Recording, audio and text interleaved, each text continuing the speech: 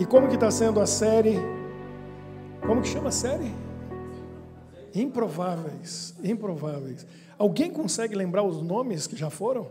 Se eu não me engano, já foram 5. Quais são os improváveis? Quem que lembra? Quem que fala aí para mim? Esther, Abraão, José. Está fora da ordem, né? Tudo bem, vamos lá. Está de trás para frente. O pessoal tá com a memória, está lembrando mais recente. Esther, Abraão, José, Jacó. Falta um. Quem falou? Não, já falou Abraão. Falta um. Esther, Jacó, Abraão, José e... Davi? Então, o Jean tinha que saber, né? Se o Jean não soubesse, a coisa ia estar complicada. Salomão? Foi Salomão? Não, é que Salomão não era improvável. Era provável Salomão. Estava tudo certo com Salomão. Hoje a gente vai conversar sobre, para mim, o mais improvável de todos. Por isso que eu já reservei, já deixei para mim. Falei com o pastor Eliezer, com o doutor Jean, falei, vamos fazer uma listinha dos improváveis, a gente dividiu, aí eles ficaram com esses aí, que vocês viram, que, claro, foram muito, muito bons, né? Bem improváveis as histórias, mas eu peguei o mais improvável de todos. Eu gosto dessa história. Olha só, eu quero ler com vocês, que está em 1 Coríntios, capítulo 1, 27 a 29. 1 Coríntios 21, 27 a 29. Aqui, esse texto é muito interessante. Porque ele já explica bem direitinho para a gente o que Deus gosta de fazer. Tem coisa que Deus gosta. Tem coisa que Ele gosta de fazer. Nesse mundo de pecado, tem coisa que Ele acha interessante fazer. Sabe o que Deus gosta de fazer? Eu me lembro, quando eu era adolescente, 1900 e século passado, milênio passado, né? Nós que já estamos branqueando o cabelo, assim, a gente lembra, né? Acho que foi 1990, se eu não me engano. Foi Copa do Mundo na Itália. Alguém lembra disso? O Brasil jogando Copa do Mundo na Itália. Foi o pior fracasso do Brasil. O Brasil geralmente acaba entre os 8 melhores. Aquele ano, saiu nas oitavas, entre os 16 melhores. E perdeu para a Argentina. Nunca vou esquecer um tal de Canidia, fez o gol. E depois que o Brasil saiu, na rádio no Brasil, tem uma música que eu já procurei, mas nunca vamos deixar publicar aquela música, porque ela zoou muito com a seleção brasileira. Na rádio Jovem Pan, que fazia umas piadas, umas brincadeiras, tinha uma música que dava o nome de todos os jogadores, ia falando e tal, e criticando eles, e brincando, porque estava todo mundo no Brasil muito decepcionado. E aí, no final da música, falava uma grande verdade. Falava assim: agora que o Brasil está fora, viva Camarões. Por que viva Camarões? Porque Camarões era a pior seleção da Copa do Mundo. E então tem aquele desejo que a gente tem assim, a gente torce para o Brasil, o brasileiro assim, torce para o Brasil, mas se o Brasil sai fora, o brasileiro vai torcer para o pior. Porque ele quer ver, a gente gosta de ver o pior ganhando. A gente gosta de ver o pior vencendo, não é? Tem uma alegria, assim, tem uma satisfação da gente ver quando o mais fraquinho ganha do mais forte. Defensor dos fracos e oprimido. Mais improvável. Exatamente, é isso aí. O mais improvável. A gente olha para o mais improvável, quando vê o mais improvável vencendo, aí dá uma alegria, uma satisfação. Exceto na última Copa, que o Brasil perdeu para Camarões. Aí, ninguém gostou de ver Camarões ganhar ali, né? Ali foi um momento que a gente não gostou de ver o improvável vencer. Mas Deus gosta de ver o improvável vencer. Ele gosta, é uma coisa que Ele gosta, Ele ama ver o improvável vencer. Olha o que diz aqui, 1 Coríntios 1, 27 a 29. Diz assim, pelo contrário, Deus escolheu as coisas loucas do mundo para envergonhar os sábios.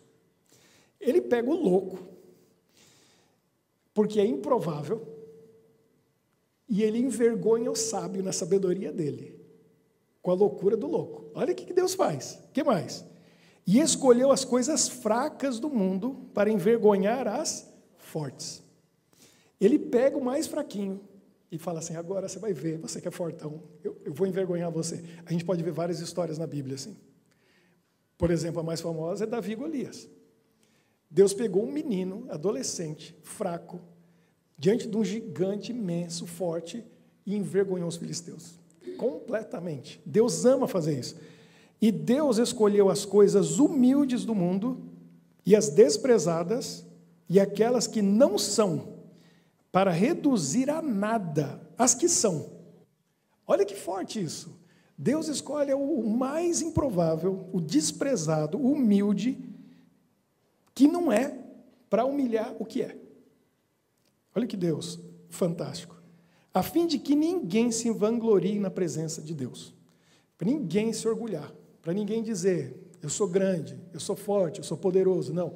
Deus pega o que não é sábio, Ele pega o que é louco, Ele pega o humilde, o desprezado, aquele que não é, para humilhar o sábio, né, para humilhar o forte e para humilhar aqueles que são, ou que acham que são, que pensam que são. É muito interessante ver como que Deus age dessa maneira para poder mostrar que o fraco pode ser forte quando está com Deus. O fraco é forte com Deus. O tolo é sábio com Deus.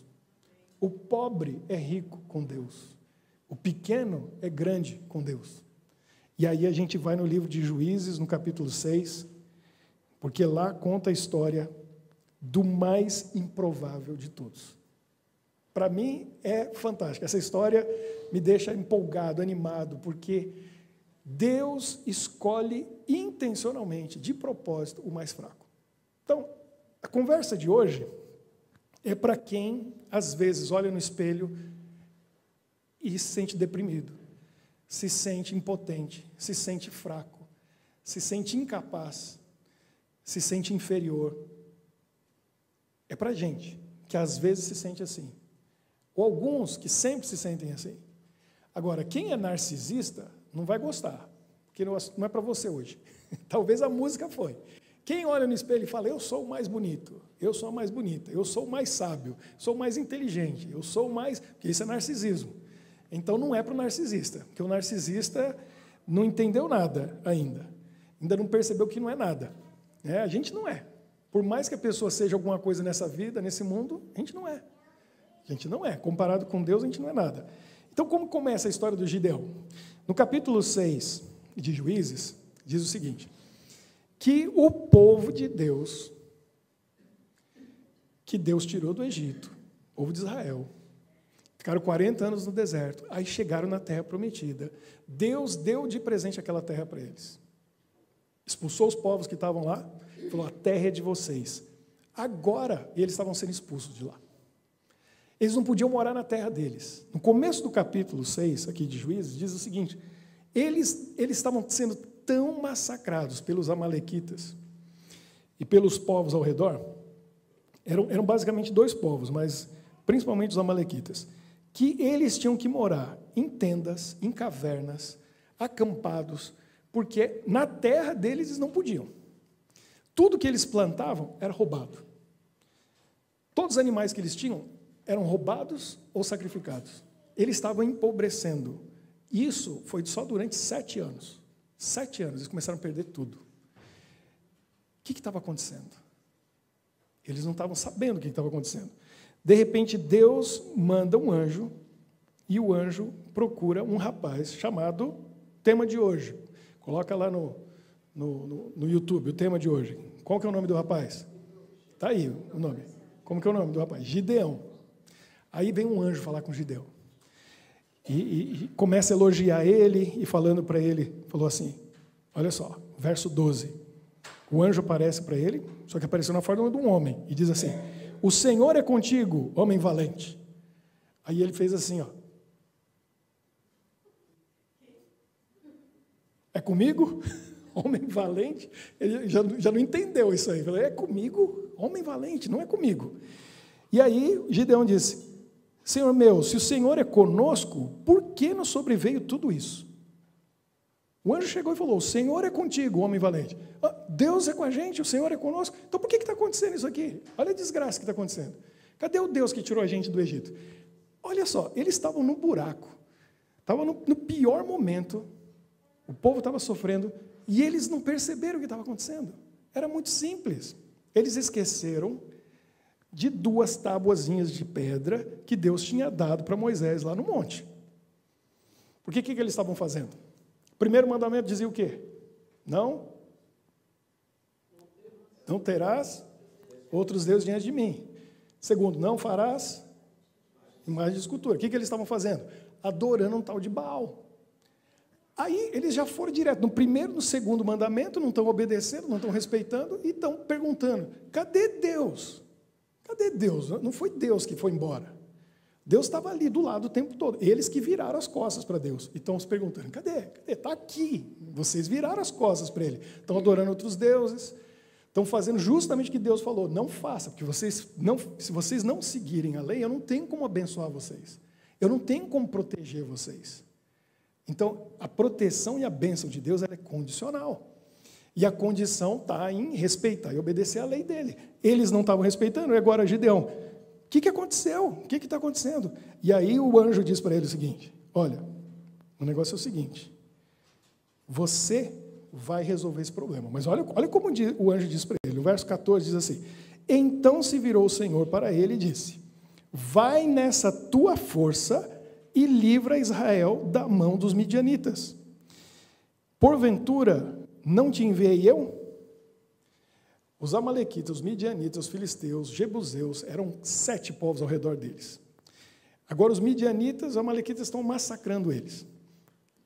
E aí ele fala, vai nessa tua força. Vai nessa tua força. Gideão era forte?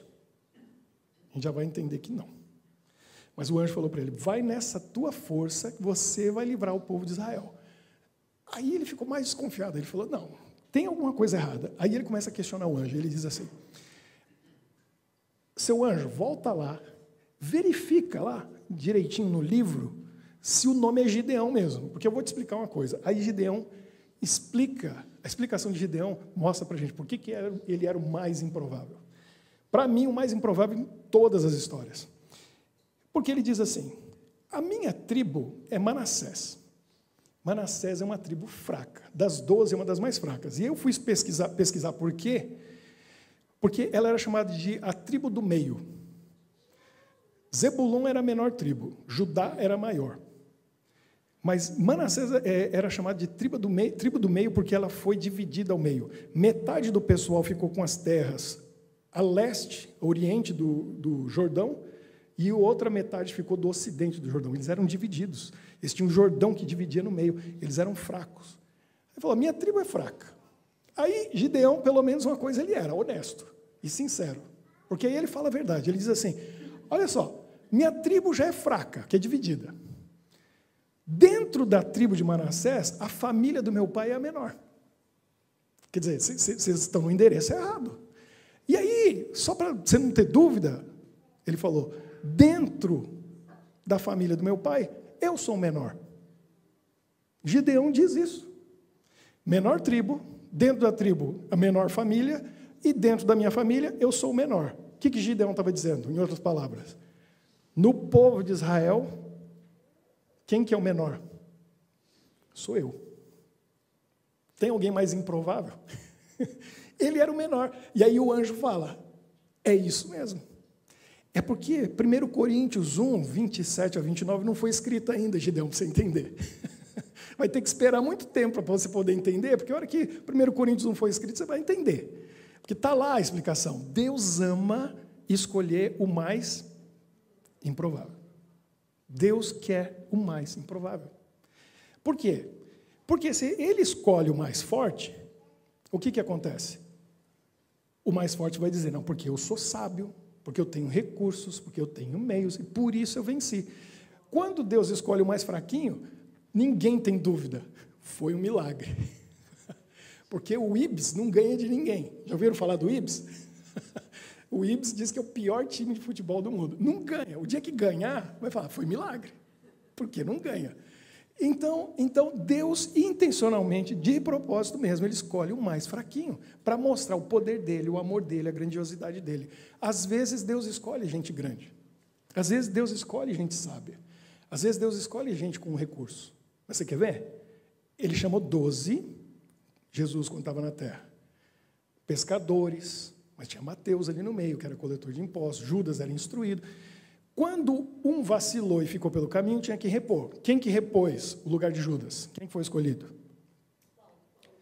Isso, que era Saulo. Estudado, doutor da lei. O homem tinha 2 ou 3 cidadanias, falava muitas línguas, sabia escrever bem. Teve que cair do cavalo, ficar cego 3 dias, para entender que ele não era nada. A hora que ele chegou no nível Gideão, aí Deus falou, agora dá para te usar, Saulo. Tanto é que você não é mais Saulo, agora você é Paulo, mudou de vida. Então Deus chama também quem tem sabedoria, quem tem grandeza, por dons e talentos que Ele deu, concedeu, seja hereditário ou adquirido, mas Deus derruba do cavalo. Por quê? Tem que descer do orgulho, tem que descer do pedestal, tem que ir no chão, para poder entender, eu não sou nada, eu preciso de Deus. E aí um Saulo vira Paulo. E olha que coisa incrível que Paulo fez. Gideão estava certo. Aí, Gideão, quando percebeu o que estava acontecendo, falou, não, tá bom, então, se sou eu mesmo, então vamos fazer o seguinte, não sai daqui. Falou para o anjo, fica aqui que eu vou fazer um sacrifício, vou trazer um holocausto, vou trazer um presente aqui para você. Ele falou, eu vou ficar aqui, não vou embora não. Aí ele foi lá, preparou, matou um animal, preparou o alimento, fez um caldo, o anjo falou, coloca em cima dessa pedra. Ele colocou, derrama o caldo em cima, derramou.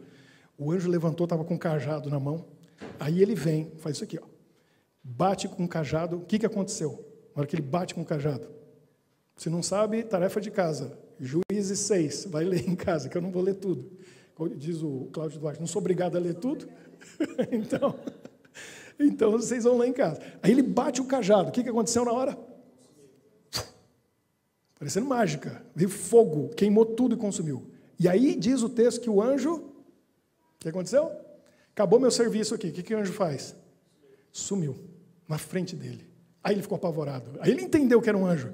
Falou, não é que foi Deus mesmo que falou comigo, vou morrer. Aí a voz de Deus falou para ele, calma, você não vai morrer. Começou a conversar com ele. O que você vai fazer é o seguinte, você tem uma missão. Agora você vai fazer o seguinte. Ele já estava no meio do negócio. Olha só, Gideão não era sábio, não era forte, não era corajoso, não era nada. E estava confuso, porque dentro do quintal da casa dele, o que tinha? Um baita de uma imagem de Baal, do pai dele. Deus falou para ele, você vai destruir aquela imagem. Aí você vai pegar um touro, vai sacrificar para mim, você também vai destruir aquela floresta que é dedicada para adoração a Baal, você vai derrubar aquelas árvores, você vai fazer um outro altar lá e vai dedicar um touro lá para mim também. Aí Gideão, beleza, chamou 10, falou, a gente tem uma missão, vamos fazer isso aqui, Deus mandou, a gente vai destruir esse ídolo. Só que é o seguinte, ele não falou quando. Então, quando todo mundo estiver dormindo, a gente vai lá. Entre 00:30 e 6, a gente vai lá e faz isso. Gideão cumpriu a missão, mas do jeito dele, morrendo de medo. Ele falou, eu não vou chamar atenção para mim. Quando chegou de manhã, todo mundo olhou e falou, o que aconteceu? Destruíram o Baal. Aí começaram a ir atrás, foram investigando até que alguém sempre fala, né? Foi Gideão. Aí chegaram lá para o pai do Gideão, Joás, que era o dono do ídolo, falou, traz seu filho aí. A gente ficou sabendo que Gideão destruiu o ídolo Baal. Aí ele falou, bom, ele era baalista, né? Vamos falar assim. Ele era baalista até o momento que o filho dele estava correndo risco. E naquele momento ele já mudou de ideia. Ele falou assim, se Baal é Deus, ele que se defenda. Por que vocês vão defender Baal? Deixa meu filho em paz. Quem tocar nele vai morrer. Aí eles falaram, então, seu filho agora vai ser chamado Jerubaal, que é que Baal se defenda contra ele. Pronto, ficou o apelido dele, agora ficou Jerubaal. E agora, ele reúne um pessoal, chamou a tribo de Manassés, a gente vai ter que lutar contra esse pessoal. Só que ele estava com dúvida e com medo. O que ele faz? É a história mais conhecida quanto a prova. Quando a gente fala assim, a gente tem que pedir uma prova para Deus, a gente tem que provar a Deus, pede um sinal. A gente sempre lembra da história do Gideão. O que ele fez? Para vocês verem, o homem não era corajoso, o homem realmente era da menor tribo, menor família, o menor na casa dele, não era estudado, não era sábio. Porque ele vai para Deus e pede um sinal, desculpa a expressão, muito burro. Porque era óbvio. Aí ele fala para Deus assim. Então, a gente vai aprender uma lição aqui, que esse negócio de pedir sinal, que tem gente por aí que gosta de ficar pedindo sinal para Deus. Eu vou contar umas histórias para vocês. O que ele fala? Está aqui esse pedaço de lã, eu vou colocar aqui fora, e amanhã de manhã, o que ele queria? Que a lã tivesse toda molhada e a terra seca. Fugiu da escola, ou ele nunca observou a natureza, porque isso é normal, não é? Aí chegou de manhã, ele pegou, torceu assim num pote, estava toda molhada a lã. Aí ele parou, pensou um pouco e falou assim, Gideão, o que deu fugir da escola? Supletivo, vai para a escola. Ele, Senhor, não fica bravo comigo. O texto diz assim, não fica indignado comigo, mas eu vou provar de novo. Vamos colocar de novo a lã, dessa vez vamos fazer o contrário, que a terra tem que estar molhada e a lã sequinha. Deus é paciente, não é? Deus é paciente com a gente, porque Deus falou, tudo bem, Gideão, vocês que precisam para você ter coragem, vamos lá. Ele faz o teste de novo. Aí o que acontece no dia seguinte? Está lá, a lã sequinha, a terra molhada, e ele fala, agora sim. Que agora sim é um mané. Fala sério, ele viu um anjo, você já viu um anjo? Eu nunca vi anjo. O homem viu um anjo, o anjo falou com ele. O anjo bateu o cajado na comida, a comida queimou todinha. Precisava de mais sinal? Aí o anjo some na frente dele. Aí ele viu que era um anjo mesmo. Precisava de sinal, precisava de lã molhada, lã seca. Não precisava, para você ver como que era o mais fraquinho mesmo. E Deus mostrando para a gente, olha como eu tenho paciência com vocês. Olha como que eu ajudo vocês a crescerem na fé. Ele não tinha fé nenhuma, ele não confiava em Deus, ele foi aprendendo devagarzinho. Não era culpa dele, o pai dele era baalista, né? Ele não estava dentro do ambiente religioso apropriado, mas Deus foi tendo paciência com ele, e foi ajudando ele. Sinal, pedir sinal. Você já pediu sinal para Deus? Eu confesso, eu já. Já pediu? A gente tem que ter sabedoria nessa hora. Vamos conversar um pouquinho sobre isso, porque isso é importante. Quem tem coragem de levantar a mão e dizer assim, eu já pedi sinal para Deus? Levanta aí. Olha aí, tem alguns. Tem bastante. Metade do pessoal. Então, a gente não pode dar uma de Gideão. Não dá uma de Gideão, porque essa coisa de pedir sinal para Deus é perigoso. É perigoso. Porque a gente é muito limitado. A gente pode se confundir. E Deus não age, muitas vezes, da maneira que a gente espera. Vou contar para vocês. Aqui em Bruxelas, já faz muitos anos, não vou falar o nome que muita gente conhece, mas também posso falar aqui que também ninguém vai adivinhar quem é. Essa pessoa falou para mim, pastor, eu faço assim. É bem Gideão. Olha só. Ele falou assim, eu estou no carro, aí eu estou conversando com Deus. Aí eu falo para ele, se eu devo fazer ou não devo fazer aquilo. Se eu começar a ver placa de carro com muito número 7, é que Deus está dizendo que é sim. Aí eu olhei assim para esse indivíduo e falei assim, pensei, é bem Gideão isso aí. Isso aí é bem Gideão. Vai que aconteça uma coincidência e começa a aparecer 7 e ele faz uma coisa que Deus não quer que faça. Porque Deus vai mudar a placa dos carros, vai fazer ele ver 7 lá, ou vai colocar só carros. Aí de repente começa um engarrafamento, em Bruxelas ninguém sabe o que está acontecendo. Você está preso no trânsito, ou fulano pediu um sinal para Deus, travou a rua aqui porque os carros 7 estão tudo indo lá. Como que é? Não é assim. Então, melhor assim. Você pode pedir para Deus uma confirmação. Peça para Deus uma confirmação. Eu já pedi muitas vezes, Deus me deu. E dá mesmo. E eu não tenho dúvida. E eu vou dizer para vocês, às vezes é sobrenatural. Eu tive algumas nesse mês no Brasil. Pelo menos umas 2 ou 3. E eu vou dizer para vocês, Deus fala com a gente. E Ele confirma. Principalmente se for não. Se Ele não quer que você faça alguma coisa, Deus vai dizer para você. Agora, muitas vezes a gente pede sinal absurdo. E aí, Deus vai fazer só para te agradar, ou só para dizer para você? Não, a gente tem que ter sabedoria. Não dá para sair olhando para o céu. Se passar uma pomba branca agora, e aí, tem gente que faz isso. Tem gente que faz isso. Né? Então, eu não vou nem entrar em mais detalhes para não ficar ruim, mas é verdade. A gente não pode ficar pedindo sinal para Deus no estilo Gideão. Gideão, infelizmente, fez isso. Mas Deus foi paciente com ele e atendeu ele, porque ele precisava daquele mensageiro e um líder entre o povo, e tinha que ser o mais fraquinho. Tinha que ser. Então a gente aprende outra lição. A Bíblia é um livro de verdade. A verdade está aqui na Bíblia, é a palavra de Deus. Agora, tem poesia, tem profecia, tem tanta coisa, mas acima de tudo, isso aqui é um livro de, quem arrisca dizer? Um livro de, começa com H, termina com órias. Histórias. E as histórias são verídicas. Agora, não é toda a história que está aqui, porque ela está contada, que a gente vai seguir como exemplo. A gente precisa de sabedoria e discernimento ao estudar a Bíblia, para saber o que eu devo copiar ou não, o que eu devo aplicar na minha vida ou não. Por exemplo, a história do Gideão, a maior parte é para a gente aprender como não fazer. É por aí. Não é assim, ó, Gideão fez, deu certo com ele, vai dar certo com você. Não é por aí. É justo o contrário. A história de Gideão está aqui para mostrar para a gente. Não faça assim. Porque Gideão mesmo falou, ele era o mais fraquinho, ignorante, sem fé do povo de Israel. E Deus escolheu ele. Tinha que ser ele mesmo. Mas não vão copiar o modelo dele.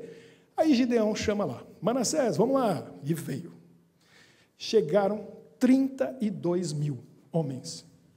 Vamos lutar? Vamos. Então, os midianitas estão lá, amalequitas estão lá. No final fala, quantos eram de cada um? Sabe quanto que tinha no outro exército?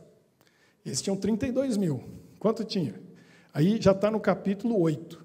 No capítulo 8 fala, depois da história, 135 mil. E aí, dá para encarar? 32 mil encara 135 mil? Né? Se fosse de igual para igual, o outro lá ainda sobra mais de 100. 103 mil a mais. Acho que estava em vantagem, né? Estava em vantagem. E outra, estava com a moral, porque eles já estavam ganhando a guerra há muito tempo, Israel estava sufocado. 135 mil contra 32 mil. Gideão falou, Deus mandou. E ele vai lá com o pessoal. Peraí, pessoal, peraí. Deus quer falar comigo. Fala, Senhor. Aí ele fala assim, fica tranquilo, se Deus mandou é porque Ele vai mandar mais. Quer ver? Vou falar com Ele, e Ele vai falar aqui comigo, e eu tenho certeza, Ele manda mais uns 100 mil. A gente vai ganhar desse pessoal aí. Fala, Senhor. Gideão, tem gente demais. Ele, hã? Aí ele faz assim de novo, né? É comigo? Não é possível. Tem gente demais, Gideão. O que é isso? 32 mil. Senhor, o senhor não viu? Tem 135 mil lá. Não, manda embora esse pessoal aí. Vai lá e fala assim, todo mundo que está com medo. Aí Gideão falou assim, então eu sou o primeiro da fila. Eu vou primeiro, né? Porque Gideão já estava tremendo assim, como que eu vou liderar esse pessoal nisso aí? Falou, quem tiver com medo, quem casou há menos de um ano, tinha uma lei no tempo. Deus pensa nas mulheres, né? Pensando assim, viúva, no primeiro ano, não dá certo isso aí. Aí Deus falou, quem tiver casado menos de um ano, vai lá, pessoal que tiver com medo, pode mandar todo mundo embora. A hora que liberou, imagina, quantos foram embora? Quase Gideão foi junto. 22 mil foram embora. O texto fala, aqui no capítulo 7, 22 mil foram embora. E ficaram 10 mil. Aí Gideão falou, lascou. Estava ruim, agora está pior. Ficou menos de 1/3 do que eu tinha. O que eu vou fazer agora com 10 mil? Aí ele pensando, vamos lá, pessoal, a gente tem que se preparar. Aí Deus fala, Gideão, tem que falar de novo com você. Ele falou, pessoal, fica tranquilo. Deus quer falar comigo. Agora, quem sabe, Ele manda uns 200 mil aí, a gente vai. Gideão, tem gente demais. Aí ele parou, falou, não, está de brincadeira, né? O senhor já mandou 22 mil embora, agora sobrou 10 mil. Vem dizer que tem gente demais? Tem. Porque ainda com 10 mil é perigoso vocês ganharem e depois sair dizendo, Israel é forte, Israel é nós. Ninguém consegue derrotar Israel. 10 mil, derrotamos 135 mil. Falou, eu não vou correr esse risco, Gideão, manda embora esse pessoal. Mas como? Vocês vão tomar água no riachinho. Faz assim, leva todo mundo, fala para beber água no riachinho, você fica de olho. Coloca o pessoal lá para ficar de olho. Quem abaixar bem, né? Como que a gente fala? Aquele bicho preguiça, né? Se arrastando, e bebe água que nem um cachorrinho lá, devagarzinho, olha para ver a nuvenzinha passando e tal. Esses aí você manda todo mundo embora. Quem pegar água assim, e sair pingando, correndo, e já está de olho no inimigo, ligado, esse aí você separa. O povo preguiçoso, aquele de Manassés, hein? Não é à toa que era uma tribo dividida, que era fraca. Porque dos 10 mil sobraram quanto? Famosos 300 de Gideão. 300. 9.700, ó, tchau. Junta lá com os 22 mil, vão para casa, que aqui não tem nada para vocês. Foram embora. Gideão olha para os 300 e fala, agora é operação kamikaze. É suicida, que não tem mais jeito. O que 300 vai fazer contra 135 mil? Aí Gideão, lá naquele desespero, com medo, sofrendo, Deus fala para ele, calma, a história não terminou. Você vai fazer o seguinte, você vai lá com o seu servo, aqui dá até o nome do servo, você vai lá, de noite, o acampamento, né, dos midianitas, está todo mundo ali, dormindo, vai lá, que eu tenho uma mensagem para você. Aí eles vão, de noite, se infiltram no acampamento e vão andando, aí vê uma luz dentro de uma barraca, dois camaradas conversando. Aí Gideão chega pertinho assim para ouvir, aí um falando para o outro, rapaz, o que aconteceu? O que aconteceu? Ele falou, você acordou? Aí eu falei, você estava tendo um pesadelo. Aí estava. Você quer saber o que eu estava sonhando? Eu vi no meu sonho um pão de cevada enorme, parecendo uma pedra, que veio rolando assim, ó, e foi destruindo todas as barracas em volta do nosso acampamento e acabou, destruiu o nosso acampamento. O outro olha para ele, arregala o olho e fala assim, esse pão é Gideão, só pode ser ele. Imagina, na hora que Gideão ouviu isso, ele olhou para o céu e falou, vamos embora, é nós.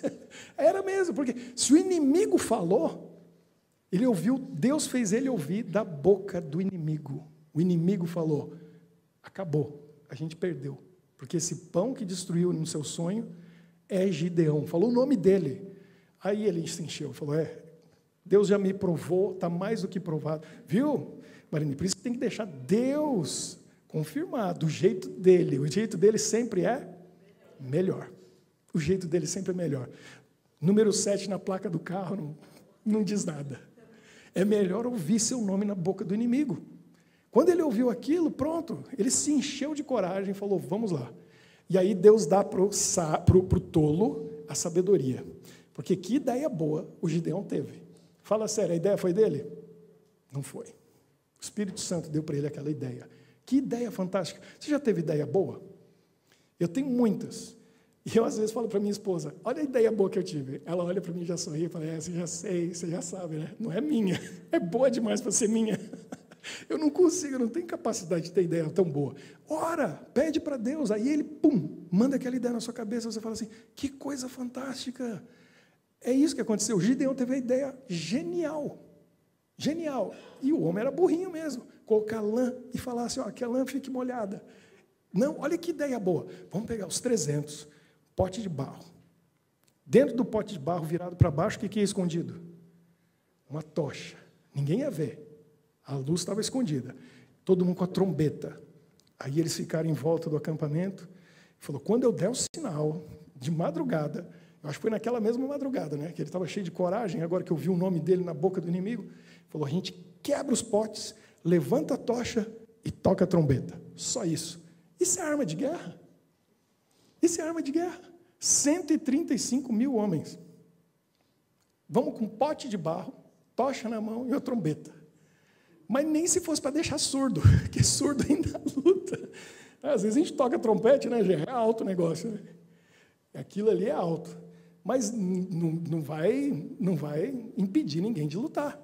Pois eles quebraram os potes, levantaram a tocha, tocaram a trombeta, mas aí 300 trombetas, ao mesmo tempo, ao redor, a hora que aquele pessoal saiu com as espadas na mão, aquela luz em volta, eles falaram, a gente está cercado por todos os lados. Trombeta, 300 trombetas ao redor, falou, já era, eles pegaram a gente de surpresa. Deus confundiu eles e eles começaram a lutar entre eles e começaram a se matar. Naquele dia, dos 135, sabe quantos foram? Quantos morreram ali naquela noite? Sobraram 15 mil. Sobraram 15 mil. Esses foram pegos no dia seguinte, que aqueles medrosos lá, que fugiram, né? Uns deixaram a lua de mel, aí eles criaram coragem e foram atrás. Agora eles eram maioria, foram atrás e acabaram com os outros 15 mil que sobraram. Acabou, não tinha mais inimigo em Israel. Não tinha mais. resolvido o problema. Que Deus escolheu, vamos ver o texto lá de novo? Olha lá, de novo, agora a gente vai entender melhor. 1 Coríntios 1, 27 a 29. Pelo contrário, Deus escolheu as coisas loucas do mundo para envergonhar os sábios. E escolheu as coisas fracas do mundo para envergonhar as fortes. E Deus escolheu as coisas humildes do mundo e as desprezadas e aquelas que não são, para reduzir a nada as que são, a fim de que ninguém se vanglorie na presença de Deus. Quem em Israel ia poder dizer assim? Fomos nós que vencemos. Ninguém.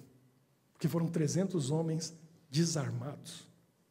300 homens desarmados venceram um exército de 135 mil, com uma tocha, um pote de barro e uma trombeta na mão. Deus pode fazer coisas incríveis, só Deus. E quando Ele faz, é perfeito, porque Ele sabe o que cada situação precisa para ser resolvida. Ele sabe qual é a solução para cada problema. Ele só precisa de uma pessoa que esteja disposta a ser usada por Ele. Ele só precisa de alguém que decida se colocar nas mãos dele. E fazer o absurdo. Fazer o absurdo. Que é o quê? 300 contra 135 mil. Que é não ter arma nenhuma. Mas no fim dá ou não dá certo? Dá certo. Porque Deus consegue resolver qualquer problema pelo caminho mais improvável. Usando as pessoas mais improváveis. Deus continua fazendo isso hoje. Sabe o que é triste nessa história? É que depois de tudo isso, quando eles venceram aquele povo todo que tinha roubado os animais deles, a plantação deles, eles tinham empobrecido, eles enriqueceram. Porque imagina o que sobrou desses 135 mil. Eles pegaram a riqueza deles. E aí Israel, da pobreza, foi para a riqueza. Aí eles aplaudiram Gideão, e Gideão se encheu com aquilo. Mas aí ele quis dar uma de humilde e falou o seguinte: olha, a gente quer te dar um presente, Gideão, porque sem você a gente não tinha conseguido isso. Ele devia ter feito o que muitos fizeram. Eu não quero nada, a glória é de Deus. Mas aí vem uma lição para a gente também, porque Gideão falou o seguinte: faz o seguinte, cada um de vocês aí, dá só um brinco de ouro do que vocês pegarem aí do pessoal. E eles fizeram isso. E aí a Bíblia fala quantos quilos de ouro deu aquilo. Foi muita coisa. Porque imagina, todo mundo deu um pouquinho. Ele pegou aquilo e fez um peitoral de ouro, igual do sacerdote, e colocou na cidade dele. Aí sabe o que o povo fez? Começou a adorar aquela imagem de ouro que ele fez. Gideão morreu, passou aquele tempo, passou a história, o peitoral de ouro que ele fez, igual do sacerdote, ficou lá, e o povo passou a adorar aquilo. E voltaram para o mesmo erro do começo da história, o que causava o povo perder a bênção e a proteção de Deus. Então, a gente não pode viver uma vida de ciclos, mas isso acontece com muitos de nós. Uma hora a gente está bem com Deus, de repente a gente cai. Aí Deus vai lá, como fez com Gideão, restaura a nossa vida, a gente limpa, né? Ele limpa a nossa vida de tudo aquilo, mas a gente volta outra vez a cair no mesmo erro, e volta outra vez, e volta outra vez. A gente precisa aprender a permanecer na vitória, a receber a vitória de Jesus na nossa vida e não voltar para o mesmo erro. Por isso que Jesus curava, perdoava, fazia tantas coisas, mas ele sempre dizia o quê? Vai e não peques mais. Mudança de vida, é um novo começo. E às vezes ele dizia o seguinte: para que não te aconteça coisa pior. Porque geralmente, quando a gente cai, a segunda, a terceira vez, a gente vai para um buraco mais fundo do que de onde a gente saiu. E a coisa fica pior. O inimigo se aproveita daquele momento para dizer: agora você é meu, eu não vou deixar você sair. Viver assim não é bom para ninguém. Então a gente tem que buscar a vitória em Jesus e não voltar atrás. Tem uma frase que eu vi de um filósofo brasileiro chamado Clóvis de Barros Filho. Muito engraçado a entrevista dele com o Jô Soares, vale a pena. Vai lá no YouTube, coloca Clóvis de Barros Filho, entrevista com o Jô Soares. Você vai se divertir, vai aprender muito. Mas ele falava que o pai dele dizia para ele a seguinte frase, que ele diz que se encontra na mais fina filosofia, mas o pai dele falava de um jeito engraçado. E falava assim: filho, para trás, nem para pegar impulso. Então a gente não deve recuar, a gente não deve ir para trás, mas nem para pegar impulso para pular, para ir mais adiante. É sempre para frente. Espiritualmente falando, nunca recue, não vá para trás, não dê um passo atrás, nem para pegar impulso para ir para frente. Porque senão pode ser uma armadilha e você fica para trás. Gideão fez isso, infelizmente. Depois de tudo que Deus tinha feito, ele vacilou. A gente não pode vacilar. Se você não está se sentindo animado, se você não se sente forte, se você não se sente capacitado, ótimo. É provavelmente você que Jesus quer usar. É provavelmente você que Deus quer dar o seu poder, o seu espírito. Se você não está se sentindo capaz, olha para cima. Porque Deus olha para você e fala, é com você que eu quero ir. É você que eu quero usar. É dos mais improváveis que eu tenho preferência. Deus diz isso para nós. Se a gente tiver meio grande, ele derruba do cavalo, também usa. Mas ele quer usar o mais fraquinho, para que o nome dele seja glorificado e para que ninguém tenha dúvida de que é ele que está fazendo aquela obra. Vamos fazer nossa oração? Vamos pedir a bênção de Deus e pedir para ele, Senhor, eu não quero recuar, eu quero a tua bênção, eu quero a tua força, a tua paz, a tua luz, a tua presença na minha vida. Todos estão convidados a vir aqui para a gente fazer o nosso círculo e a gente vai orar e pedir a bênção de Deus para que a nossa vida seja de vitória, como foi a vitória de Gideão, mas que não tenha passo atrás, não tenha um recuo que Gideão, infelizmente, cometeu. Muito bem, vamos pedir a bênção do nosso Deus. Querido Deus, muito obrigado por esse momento especial, onde nós podemos pensar e refletir um pouco a respeito dessa história tão interessante de Gideão. Tantas lições para nós aplicarmos na nossa vida, quanta coisa para a gente aprender.